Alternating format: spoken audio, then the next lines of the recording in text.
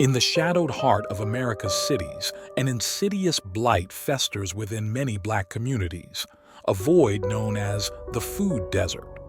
This eerie landscape is not born of chance, but from a tangled web of historical, economic, and political malevolence, a legacy of neglect and systemic disenfranchisement. The dark origins of these food deserts reach back to the sinister era of redlining in the mid-20th century.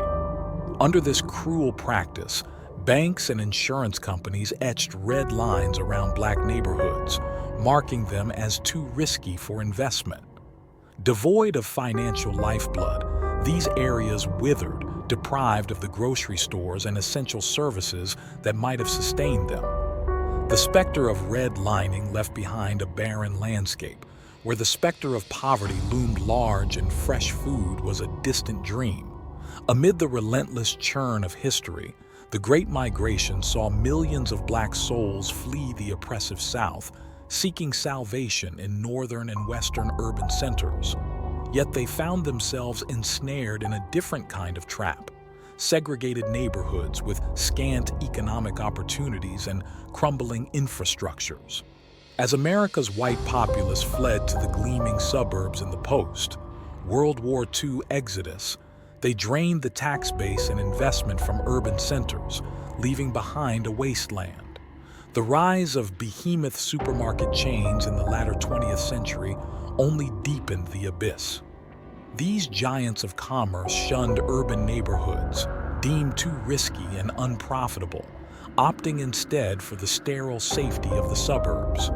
Black communities were abandoned, left with only small, overpriced corner stores and fast food outlets peddling unhealthy fare. In many places, liquor stores became the primary source of sustenance, their shelves lined with cheap alcohol, sugary snacks, and processed foods.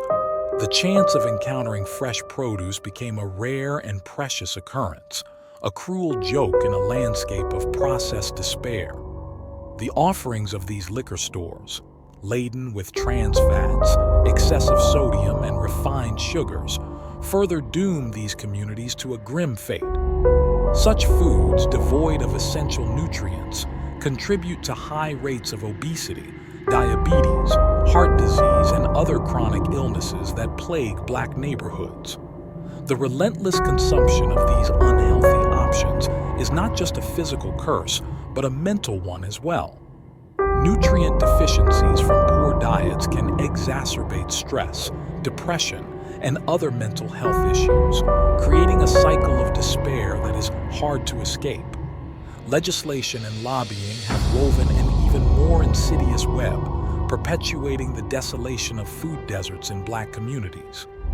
Policies that favor gargantuan agricultural corporations and mammoth food retailers systematically neglect the needs of urban wastelands.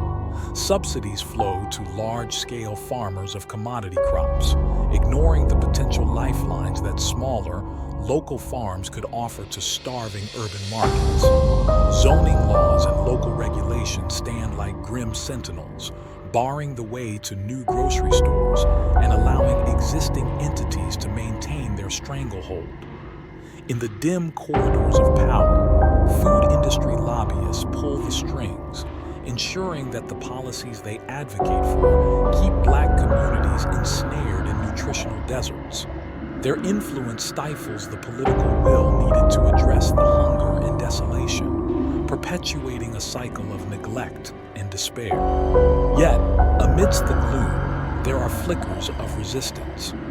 Grassroots initiatives spring up like stubborn weeds through the cracks in the pavement. Community gardens, farmers markets, and cooperative grocery stores offering beacons of hope. Programs like the Healthy Food Financing Initiative, HFFI, strive to illuminate these dark corners, offering financial aid to businesses brave enough to venture into these forsaken lands.